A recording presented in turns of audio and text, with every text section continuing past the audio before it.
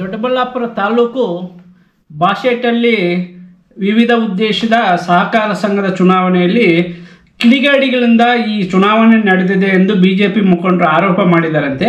ಈ ಆರೋಪಕ್ಕೆ ಸಂಬಂಧಿಸಿದಂತೆ ಜನಧ್ವನಿ ಸಂಘಟನೆಯವರು ಈ ಕಿಡಿಗೇಡಿಗಳ ಪದವನ್ನು ಬಳಸಿರ್ತಕ್ಕಂಥ ವಿಚಾರವನ್ನು ಖಂಡಿಸಿದ್ದಾರೆ. 30 ವರ್ಷಗಳಿಂದ ಇನಾಮಿನೇಷನ್ ಆಗಿ ಆಯ್ಕೆ ಮಾಡ್ಕೊಂಡು ಬರ್ತಾ ಇದ್ದ ಮುಖಂಡರುಗಳ ಮಧ್ಯೆ ಈ ಜನಧ್ವನಿ ಸಂಘಟನೆಯವರು ಚುನಾವಣೆ ನಡೆಯಲು ನಾಮಿನೇಷನ್ ಹಾಕಿದ್ದಾರಂತೆ. ನಾಮಿನೇಷನ್ ಹಾಕಿ ಎಲ್ಲ ಇವರು ಜನಧ್ವನಿ ಸಂಘಟನೆಯವರು ಎಲ್ಲರೂ ಸೋತರು ನಮ್ಗೆ ಚಿಂತೆ ಇಲ್ಲ. 30 ವರ್ಷದಿಂದ ಸಂಘಟನೆ ಇವರು 30 ವರ್ಷಗಳಿಂದ ಇನಾಮಿನೇಷನ್ ಆಗಿ ಮಾಡ್ಕೊಂಡು VSS ನಡೆಸ್ತಾ ಇದ್ದರು. ಆದರೆ ನಾವು ಚುನಾವಣೆ ನಡೆಸಬೇಕು ಅನ್ನೋ ಉದ್ದೇಶಕ್ಕೆ ನಮ್ಮ ಸಂಘಟನೆಯಿಂದ ಎಲ್ಲ ಸ್ಥಾನಗಳ ಸ್ಪರ್ಧೆ ಮಾಡಿದ್ದೀವಿ. ನಾವು ಸೋತರೂ ಚಿಂತೆ ಇಲ್ಲ, ಜನಕ್ಕೆ ಮತ ಹಾಕುವ ಅವಕಾಶವನ್ನು ಕೊಟ್ಟಿದ್ದೀವಿ ಅಂತ ಹೇಳಿದ್ದಾರೆ. ಇದಕ್ಕೆ ಸಂಬಂಧಪಟ್ಟಂತೆ ಪ್ರೆಸ್ ಮೀಟ್ ಇದು. ನಮ್ಮ ಬಾಶೆಟ್ಟಳ್ಳಿ BSSN ವಿವಿಧ ಉದ್ದೇಶ ವ್ಯವಸಾಯ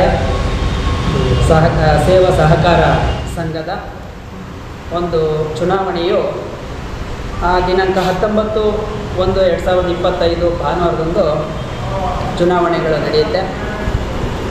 ಈ ಚುನಾವಣೆ ನಡೆದಿರ್ತಕ್ಕಂಥ ಸಂದರ್ಭದಲ್ಲಿ ಒಂದಷ್ಟು ಗೊಂದಲಗಳು ಅಥವಾ ಒಂದಷ್ಟು ಪ್ರಕ್ರಿಯೆಗಳು ಅಲ್ಲಿ ಉದ್ಭವ ಆಗ್ತವೆ. ಆ ನಿಟ್ಟಿನಲ್ಲಿ ಇವತ್ತು ನಾವು ತುರ್ತಾಗಿ ಒಂದು ಸಭೆಯನ್ನು ಕರೆಯುವಂಥ ಅವಶ್ಯಕತೆ ಇತ್ತು, ಹಾಗಾಗಿ ಕರೆದಿದ್ದೀವಿ.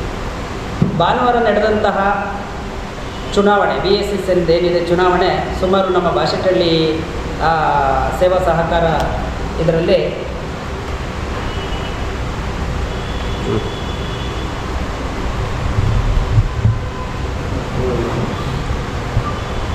ಸುಮಾರು 30 ವರ್ಷಗಳ ಕಾಲ ಆಗಿತ್ತು ಚುನಾವಣೆ ನಡೆದು. 30 ವರ್ಷಗಳ ಕಾಲ ಕಾಲದಿಂದಲೂ ಕೂಡ ಅಲ್ಲಿ ಅವಿರೋಧವಾಗಿ ಆಯ್ಕೆಯಾಗಿ ಬರ್ತಾಯಿದ್ರು. ಸೊ ಅದನ್ನು ಈ ಸರ್ತಿ ಒಂಚೂರು ಬದಲಾವಣೆ ಮಾಡಬೇಕು. ಯಾಕಂದರೆ ಎಲ್ಲ ಸರ್ವಾಧಿಕಾರದ ಧೋರಣೆ, 3 ಪಕ್ಷಗಳಲ್ಲಿ ಸರ್ವಾಧಿಕಾರದ ಧೋರಣೆ ಇದ್ದಿದ್ದರಿಂದ ಅದನ್ನು ಬದಲಾವಣೆ ಮಾಡಬೇಕು ಅಂತ ಹೇಳಿ ನಮ್ಮ ಸಂಘಟನೆಯಿಂದ ಜನಧ್ವನಿ ವೇದಿಕೆಯ ಒಂದು ಹೋರಾಟಕ್ಕೆ ಇಳಿಯುತ್ತೆ. ಕಾರಣ ಏನಪ್ಪ ಅಂತಂತಂದರೆ, ಹಿಂದೆ ಇದ್ದಂತಹ ವೋಟರ್ಸ್ ಏನಿದ್ದಾರೆ ಅದರಲ್ಲಿ 224 ಮತದಾರರನ್ನು ಕೈ ಬಿಡ್ತಾರೆ.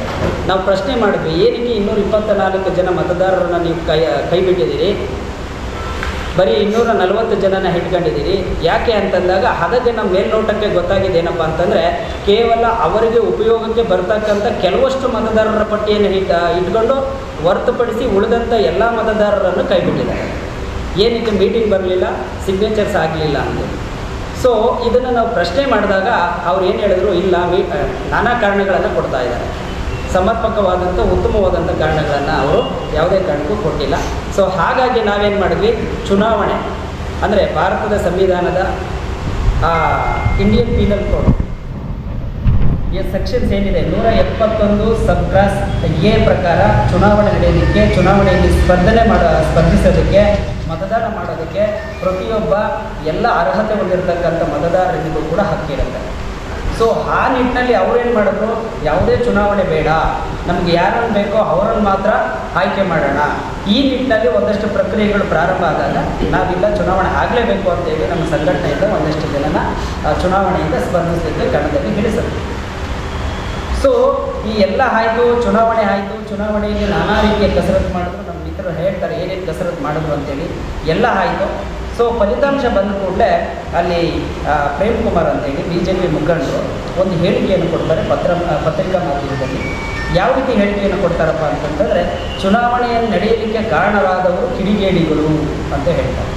ಆ ಕಿಡಿಗೇಡಿಗಳು ಅಂತಂತಂದರೆ ಏನು, ಆ ಪದದ ಅರ್ಥ ಏನು? ಇದು ಪ್ರಜಾಪ್ರಭುತ್ವ ವ್ಯವಸ್ಥೆಯಲ್ಲಿ ವ್ಯವಸ್ಥೆಯ ಮೇಲೆ ನಂಬಿಕೆ ಇಟ್ಟಂಥವರು, ಅಥವಾ ಏನು ನನಗೆ ಈಗ 40 ವರ್ಷ, ಅವ್ರಿಗೆ ರಾಜಕೀಯದಲ್ಲೇ 40 ವರ್ಷದ ಅನುಭವ ಇದೆ. ಸೊ ಅಂಥ ಅನುಭವಸ್ಥರು ಸಮಾಜವನ್ನು ಕುರಿತು ಜವಾಬ್ದಾರಿಯುತವಾದಂಥ ಮಾತುಗಳನ್ನು ಹಾಡಬೇಕೇ ಹೊರತು ಕಿಡಿಗೇಡಿಗಳು ಅಂತಕ್ಕಂಥ ಪದವನ್ನು ಬಳಸ್ತಕ್ಕಂಥದ್ದು ಸೂಕ್ತ ಅಲ್ಲ. ಸೊ ಆ ನಿಟ್ಟಿನಲ್ಲಿ ನಾವು ಈ ಒಂದು ಪ್ರೆಸ್ ಮೀಟನ್ನು ಮಾಡಿರ್ತಕ್ಕಂಥದ್ದು ಅದೇ ಉದ್ದೇಶಕ್ಕೆ. ನೀವು ಪದವನ್ನು ಬಳಸಿರ್ತಕ್ಕಂಥದ್ದು ತಪ್ಪು. ಪ್ರಜಾಪ್ರಭುತ್ವದಲ್ಲಿ ಚುನಾವಣೆ ನಡೀತಕ್ಕಂಥದ್ದು 5 ವರ್ಷಕ್ಕೊಮ್ಮೆ. ಏನಕ್ಕೆ ಅಂತಂದರೆ ಪಾರದರ್ಶಕವಾದಂಥ ಆಡಳಿತ ನಡೀಬೇಕು. ನೀವೇನು 5 ವರ್ಷದಲ್ಲಿ ನೀವೇನು ಆಯ್ಕೆ ಆದಂತಹ ಮುಖಂಡರು ದಬ್ಬಾಕಿರ್ತೀರಿ, ಅದನ್ನು ಮತದಾರರ ಹತ್ರ ಹೇಳಬೇಕು. ನಾವೇನೇನು ಅಭಿವೃದ್ಧಿ ಕೆಲಸ ಮಾಡಿದ್ದೀವಿ ಅಂತ ಹೇಳಬೇಕು. ಸೊ ಅದನ್ನು ಹೊರತುಪಡಿಸಿ ಅದನ್ನು ಹೇಳೋದಕ್ಕೆ ನೀವು ಅವಕಾಶ ಮಾಡಿಕೊಡದೆ 30 ವರ್ಷ 40 ವರ್ಷ ಯಾವುದೇ ಅಭಿವೃದ್ಧಿ, ಸಹಕಾರ ಸಂಘನೂ ಅಭಿವೃದ್ಧಿ ಆಗಿಲ್ಲ, ಏನೂ ಅಭಿವೃದ್ಧಿ ಆಗಿಲ್ಲ. 30 ವರ್ಷ 40 ವರ್ಷದಿಂದಲೂ ಕೂಡ ನಾವು ಅವಿರೋಧವಾಗಿ ಆಯ್ಕೆ ಮಾಡ್ಕೊಂಬರ್ತಾ ಇದ್ದೀವಿ ಅಂತಂದರೆ ಸಾಮಾನ್ಯ ಜನರಿಗೆ ತಿಳಿಸೋದೇನನ್ನ ನೀವು ಅಭಿವೃದ್ಧಿ ಅನ್ನೋದನ್ನು ಏನು ತಿಳಿಸ್ತೀರಿ? ಸಹಕಾರ ಸಂಘ 30 ವರ್ಷದಿಂದ ಇಲ್ಲಿವರೆಗೂ ಏನು ಅಭಿವೃದ್ಧಿ ಆಗಿದೆ ಅದನ್ನಾದರೂ ಜನಸಾಮಾನ್ಯರಿಗೆ ಅಥವಾ ರೈತ ಬಾಂಧವರಿಗೆ ತಿಳಿಸ್ಬೇಕಲ್ವ ನೀವು? ಸೊ ಆ ನಿಟ್ಟಿನಲ್ಲಿ ನಾವೇನು ಮಾಡಿದ್ವಿ, ಈ ಸರ್ತಿ ಚುನಾವಣೆ ನಡೀಲೇಬೇಕು ಅನ್ನೋ ಉದ್ದೇಶದಿಂದ ಚುನಾವಣೆಗೆ ಹೋಗಿದ್ದೇವೆ ಹೊರತು ಇವರು ಸಾರ್ವಜನಿಕರಿಗೆ ತಪ್ಪು ಮಾಹಿತಿಯನ್ನು ಕೊಟ್ಟು ಚುನಾವಣೆ ನಡೆಸಿದ್ದರಿಂದ ನಮಗೆ ಅಷ್ಟೊಂದು ಲಾಸ್ ಆಗೋಯ್ತು, ಇಷ್ಟೊಂದು ಆಗೋಯ್ತು ಅನ್ನೋದಾದರೆ ನೀವು ಏನಕ್ಕೆ ಚುನಾವಣೆಗಳಲ್ಲಿ ನೀವು ಹಣವನ್ನು ಹಂಚಿದ್ರಿ? ಮತ್ತು ಅಷ್ಟೊಂದು ಪ್ರಾಮಾಣಿಕವಾಗಿದ್ದರೆ ಚುನಾವಣೆಯನ್ನು ಕೂಡ ಪ್ರಾಮಾಣಿಕವಾಗಿ ನಡೆಸಬೇಕಿತ್ತಲ್ವ ನೀವು? ಸೊ ಹಾಗಾಗಿ ಇವತ್ತು ನಾನು ಈ ಮೂಲಕ ಏನು ಹೇಳ್ತಾ ಇದ್ದೀನಿ, ನೀವು ಒಬ್ಬ ಜವಾಬ್ದಾರಿಯುತವಾದಂಥ ವ್ಯಕ್ತಿಗಳಾಗಿದ್ದೀರಿ. 40-40ಕ್ಕೂ ಹೆಚ್ಚು ವರ್ಷಗಳ ಕಾಲ ನೀವು ರಾಜಕೀಯ ಅನುಭವವನ್ನು ಹೊಂದಿದ್ದೀರಿ. ಸಮಾಜಕ್ಕೆ ಅಥವಾ ಮೀಡಿಯಾ ಮುಂದೆ ಅಥವಾ ಪಬ್ಲಿಕ್ಕಲ್ಲಿ ಮಾತನಾಡುವಾಗ ನೀವು ಎಚ್ಚರಿಕೆಯಿಂದ ಮಾತಾಡಬೇಕು. ಪದಗಳನ್ನು ಬಳಸುವಾಗ ನೀವು ಸಮಾಜಕ್ಕೆ ಅನುಕೂಲ ಆಗುವಂಥ ಪದಗಳನ್ನು ಬಳಸಬೇಕೇ ಹೊರತು ಅದನ್ನು ಹೊರತುಪಡಿಸಿ ಅಸಭ್ಯವಾದಂಥ ಮಾತುಗಳನ್ನಾಗಲಿ ಇನ್ನೊಬ್ಬರನ್ನು ಪ್ರಚೋದನೆ ನೀಡ್ತಕ್ಕಂಥ ಮಾತುಗಳನ್ನಾಗಲಿ ಮಾಡಬಾರ್ದು. ಅದನ್ನು ತೀವ್ರವಾಗಿ ಖಂಡಿಸ್ತೀವಿ ಅಂತ ಹೇಳಿ ಈ ಮೂಲಕ ಅವರಿಗೆ ಸಂದೇಶವನ್ನು ಕಳಿಸ್ತಾ ಇದ್ದಾರೆ. ಚುನಾವಣೆ ನಡೀತು, ಅದಕ್ಕೆ ಸ್ಪರ್ಧಿಸಿದ್ದೆ. ಕಾರಣ ಏನಪ್ಪ ಅಂದರೆ ಹಿಂದೆ 5 ವರ್ಷದ ಹಿಂದೆ ನಾನು ಅಲ್ಲಿ ಸೊಸೈಟಿಯಲ್ಲಿ ಹೋದಾಗ VSSS ಕಚೇರಿ ಭೇಟಿ ಕೊಟ್ಟಾಗ ಏಮಾಏಮಿಗಳಾದಂಥವ್ರೆಲ್ಲ ಅವಿರೋಧವಾಗಿ ಆಯ್ಕೆ ಆಗಿದ್ದೀವಿ, ಈ ಚುನಾವಣೆ ಇಲ್ಲ ಅಂತ ಹೇಳ್ತಾರೆ. ನಾನು ಅದನ್ನು ಕೇಳ್ಬಿಟ್ಟು ಆಯಿತು, ನೀವೆಲ್ಲರೂ MLA ಕ್ಯಾಂಡಿಡೇಟ್ ಅಂತ ವ್ಯಕ್ತಿಗಳು ಈ VSSನಲ್ಲಿ ಅವಿರೋಧವಾಗಿ ಆಯ್ಕೆ ಮಾಡ್ಕೊಂಡಿರೋದು ನಿಮಗೆ ಶೋಭೆ ತರಲ್ಲ ಅಂತೇಳಿ ಅಷ್ಟು ಹೇಳಿ ನಾನು ಹೊರಟೆ. ಮತ್ತು ನಮ್ಮ ಗಮನಕ್ಕೆ ಬಂದಿದ್ದು ಶುಕ್ರವಾರ ಸಂಜೆ ಏನು VSSN ಸೊಸೈಟಿ ಎಲೆಕ್ಷನ್ ಇದೆ ಅಂತ ನಮಗೆ ಶುಕ್ರವಾರ ಸಾಯಂಕಾಲ ನಮ್ಮನೆಗೆ ಒಂದು ನೋಟಿಸ್ ಬರುತ್ತೆ. ಏನಪ್ಪ ಇದು, ಅದಕ್ಕೆ ಪ್ರಕ್ರಿಯೆ ಇರುತ್ತಲ್ವ, ಆ ಪ್ರಕ್ರಿಯೆನ ಯಾಕೆ ಮಾಡಲಿಲ್ಲ ಅಂತೇಳಿ ವಿಚಾರಣೆ ಮಾಡೋಂಥ ನಾನು ನಮ್ಮ ಸ್ನೇಹಿತರಾದಂಥ ಸದಾನಂದ ಕಚೇರಿಗೆ ಭೇಟಿ ಕೊಡ್ತೀವಿ. ಕಚೇರಿ ಭೇಟಿ ಕೊಟ್ಟಾಗ ನಾಮಿನೇಷನ್ ನಾಳೆಯಿಂದಲೇ ಸ್ಟಾರ್ಟ್ ಮಾಡಬೇಕು, ನೀವು ಭಾನುವಾರದಿಂದ ನೀವು ನಾವು ಏನೇನು ಬೇಕು ಅಂತ ಕೇಳ್ತೀವಿ, ತಿಳ್ಕೊಂಡಾದ್ಮೇಲೆ ಒಂದು ನಾಮಪತ್ರನೂ ತೊಗೊಂಡೋಗಾದ್ಮೇಲೆ ನಾಮಪತ್ರನೂ ಸಲ್ಲಿಸ್ತೀವಿ. ನಾನು ಒಂದು ನ್ಯಾಷನಲ್ ಪಾರ್ಟಿನಲ್ಲಿ ಗುರುತಿಸ್ಕೊಂಡಿದ್ದೆ. ಮತ್ತು ನಾನು ಹಾಕಿದ್ದು ನಾಮಿನೇಷನ್ನ ಅವ್ರ ಗಮನಕ್ಕೆ ಬಂದಾಗ ನೀನು ಯಾರು ಕೇಳಿ ನಾಮಿನೇಷನ್ ಹಾಕಿದೆ ಸೊಸೈಟಿಗೆ ಅಂತ ನಮ್ಮ ಮುಖಂಡರಾದಂಥ ಕೇಳಿದ್ರು. ನಾಮಿನೇಷನ್ ಹಾಕೋಕ್ಕೆ ಯಾರನ್ನೇನು ಕೇಳಬೇಕಾಗಿಲ್ಲಪ್ಪ, ನಮ್ಮ ಹಕ್ಕೋದು ನಾವು ಹಾಕಿದ್ದೀವಿ ಅಂತ ಹೇಳಿ ಬಂದಾದ್ಮೇಲೆ ಏನು ಮಾಡಿದ್ರು, ಆಯಿತು ಇವರೇನು ಸಂಚು ಮಾಡಿದರು 3 ಪಾರ್ಟಿಯವರು, JDS, BJP, ಕಾಂಗ್ರೆಸ್ ಅವರು ಸಂಚು ಮಾಡಿ ಏನು 30 ವರ್ಷದಿಂದ ಇವರು ರೂಢಿಸ್ಕೊಂಡ್ಬಂದಿದ್ರು, ಅವಿರೋಧವಾಗಿ ಆಯ್ಕೆ ಮಾಡಬೇಕು, ಅವಿರೋಧವಾಗಿ ಆಯ್ಕೆ ಮಾಡ್ಕೊಂಬಿಡೋಣ ಅಂತ ಏನು ಮಾತಾಡ್ಕೊಂಡು ಇವರು 15-20 ದಿವಸದಿಂದ ಪ್ಲ್ಯಾನ್ ಮಾಡಿದರು. ಆ ಪ್ಲ್ಯಾನ್ ನಮ್ಮ ಕಿವಿಗೆ ಬಿತ್ತು. ನಾನು ಚರ್ಚೆ ಮಾಡಿದೆ ಅವ್ರ ಹತ್ರ ಹೋಗಿ, ಹೌದು ಯಾಕೆ ನೀವು ಈ ಥರ ಮಾಡ್ತಾಯಿದ್ದೀರಾ, ನಮ್ಗೆ ಯಾರಿಗೂ ಅವಕಾಶನೇ ಇಲ್ವಾ, ನೀವೇನು ಬಲಡ್ಗಾರಿದ್ದೀರಾ, ಅವ್ರಿಗೆ ಮಾತ್ರ ಸೊಸೈಟಿನಾ ಅಂತ ಪ್ರಶ್ನೆ ಮಾಡಿದಾಗ ನೀನೇನು ಮಾಡ್ಕೊ ಹೋಗಪ್ಪ ಅಂದರು. ಮತ್ತೆ ಇನ್ನೊಂದು ಸಾರಿ ಮೀಟಿಂಗ್ ಕರೆದಾಗ ವಿಡ್ರಾ ಫಾರ್ಮ್ಗೆ ಸೈನ್ ಹಾಕು ಅಂತ ಕೇಳಿದ್ರು. ನನಗೆ ಅಲ್ಲಿ ಕೋಪ ಬಂತು, ಬೇಜಾರು ಆಯಿತು. ಯಾಕೆ ನಾನು ವಿಡ್ರಾ ಫಾರ್ಮ್ ಸೈನ್ ಹಾಕಬೇಕು ಅಂತ ಕೇಳಿದೆ. ಇಲ್ಲ ಎಲ್ಲ ಪಕ್ಷದವ್ರು ಹಾಕ್ಸ್ಕೊಂಡವ್ರೆ, ನಮ್ಮ ಪಕ್ಷದಿಂದನೂ ಹಾಕು ನೀನು ಅಂದರು. ಇಲ್ಲ ನಾನು ವಿಡ್ರಾ ಫಾರ್ಮ್ ಸೈನ್ ಹಾಕಲ್ಲ, ಏಕಾಗಿ ಆದರೂ ನಾನು ಎಲೆಕ್ಷನ್ ನಿಲ್ತೀನಿ ಅಂತೇಳಿ ಹೊರಟಾದ್ಮೇಲೆ ಜನಧ್ವನಿಯವರು ಹಾಕಿದ್ದಾರೆ ನಾಮಿನೇಷನ್ ಅಂತ ಗೊತ್ತಾಯಿತು. ಅವರು ಸಂಪರ್ಕ ಮಾಡಿದ್ರು, ಏನಪ್ಪ ಇದು ಎಲೆಕ್ಷನ್ ಮಾಡಿದ್ರೆ ಮಾಡ್ಕೊಬೇಕು ಅಂತ ಹೋಗ್ತಿದ್ದಾರೆ, ಇದು ನಿಮ್ಮ ಅಭಿಪ್ರಾಯ ಏನು ಅಂತ ಜನಧ್ವನಿ ಮುಖಂಡರು ಕೇಳಿದಾಗ ಅವರು ಇಲ್ಲ ಸರ್ ನಾವು ಎಲೆಕ್ಷನ್ ನಿಲ್ತೀವಿ, ಸೋಲಿ ಗೆಲ್ಲಿ ಸೆಕೆಂಡ್ರಿ, ಪ್ರಜಾಪ್ರಭುತ್ವವನ್ನು ಉಳಿಸ್ಬೇಕಾದ್ರೆ ನಾವು ಕಾಂಟೆಸ್ಟ್ ಮಾಡಲೇಬೇಕು, ಮಾಡಿದ್ದೀವಿ ಸರ್, ಬರೋಂಗಿದೆ ನಮ್ಮ ಜೊತೆ ಬನ್ನಿ ಅಂದರು. ನಾನು ನಮ್ಮ ಹುಡುಗರ ಜೊತೆ ಹೋಗಿ ಎಲ್ಲ ಹಳ್ಳಿಗಳಲ್ಲೂ ಕ್ಯಾನ್ವಾಸ್ ಮಾಡಿದ್ವಿ, ಮನೆಗೂ ಹೋದ್ವಿ. ಮನೆಗೂ ಹೋದಾಗ ಒಂದೇ ಮಾತು, ಇದು ನಮಗೆ ಇಡೀ ಇತಿಹಾಸದಲ್ಲಿ 30 ವರ್ಷದಿಂದ ಇವರು ಎಲೆಕ್ಷನ್ ಮಾಡ್ತಾ ಇದ್ದಾರೆ, ನಮಗೆ ಚುನಾವಣೆಗೆ ವೋಟ್ ಮಾಡೋಕ್ಕೆ ಅವಕಾಶ ಇದೆ ಅಂತ ಹಲವಾರು ಜನರು ಹೇಳಿದ್ರೆ ಹೌದು ಇದು ಚುನಾವಣೆ ಮಾಡಿ ಸೊಸೈಟಿ ನಡೆಸಬೇಕಾ ಅಂತ ಪ್ರಶ್ನೆಗಳು ಕೇಳಿದ್ರು ಅವ್ರ ಮನೆಯಲ್ಲಿ.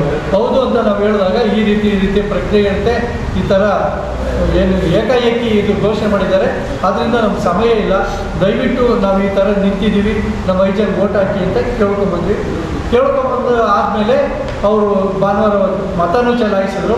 ಮತ ಚಲಾಯಿಸಬೇಕಾದ್ರೆ ನಾವು ಯಾವುದೇ ಆಮಿಷ ಆಗಲಿ ಯಾವುದೂ ಒಡ್ಡಿಲ್ಲ, ಮತದಾರರಿಗೆ ಇಷ್ಟೇ ಕೇಳಿದ್ವಿ, ಪ್ರಾಮಾಣಿಕವಾಗಿ ಪಾರದರ್ಶಕವಾಗಿ ನಾವು ಅಲ್ಲಿ ಸೊಸೈಟಿಯಲ್ಲಿ ಕೆಲಸ ಮಾಡಬೇಕಾದ್ರೆ ನಿಮ್ಮ ಸವಲತ್ತು ರೈತರ ಸವಲತ್ತು ರೈತರಿಗೆ ಸೇರಬೇಕಾದ್ರೆ ನಮ್ಮನ್ನು ಆಯ್ಕೆ ಮಾಡಿ ಕಳಿಸಿ ಅಂತ ಕೇಳಿದ್ವಿ. ಅದೇ ರೀತಿ ನಮಗೆ ಪ್ರಾಮಾಣಿಕವಾಗಿ 37 ಓಟು ನಮ್ಮ ಏನು 5 ಜನ ಸಿಂಡಿಕೇಟ್ ಇದ್ವಿ ಅವರಿಗೆ 37 ಓಟು ಕೊಟ್ಟಿದ್ದಾರೆ. ಪ್ರಾಮಾಣಿಕತೆ ಉಳಿದಿದೆ ಅನ್ನೋ ಭಾವನೆ ನನ್ನದು. ಚುನಾವಣೆ ಏನು ಫಲಿತಾಂಶ ಬಂದ ನಂತರ ಪ್ರೇಮ್ ಕುಮಾರ್ ಅನ್ನೋ ವ್ಯಕ್ತಿ ಇದು ಕಿಡಿಗೇಡಿಗಳ ಕೆಲಸ, ಇದನ್ನು 5 ಲಕ್ಷ 5.5 ಲಕ್ಷಕ್ಕೆ ಏನು ಹಿಂದಿನ ಅಧ್ಯಕ್ಷರು ಈ ಮಾತಾಡಿ ಏನು ಅವರಿಗೆ ಚುನಾವಣೆ ವೆಚ್ಚ ಖರ್ಚಾಗುತ್ತೆ ಅದನ್ನು ನಿಲ್ಲಿಸಬೇಕು ಅಂತೇಳಿ ಅವರು ಹೇಳಿದ್ದಾರೆ. ಆದರೆ 30 ವರ್ಷಗಳ ಕಾಲ ನೀವು ಅವಿರೋಧವಾಗಿ ಆಯ್ಕೆ ಮಾಡಿ ಎಷ್ಟು ಲಕ್ಷ ದುಡ್ಡು ಉಳಿಸಿದ್ದೀರಾ? ಈ ಪದ ಬಳಸಬೇಕಾದ್ರೆ ನೀವು ಎಷ್ಟು ದುಡ್ಡು ಉಳಿಸಿ ಸಂಘನ ಮುಂದುವರ್ಸ್ಕೊಂಡು ಹೋಗಿದ್ದೀರಾ, ಜನರಿಗೆ ಅಥವಾ ರೈತರಿಗೆ ಎಷ್ಟು ನೀವು ಸವಲತ್ತು ಕೊಟ್ಟಿದ್ದೀರಾ ಅನ್ನೋದನ್ನು ಅವರು ತಿಳಿಸ್ಕೊಡ್ಬೇಕಾಗುತ್ತದೆ.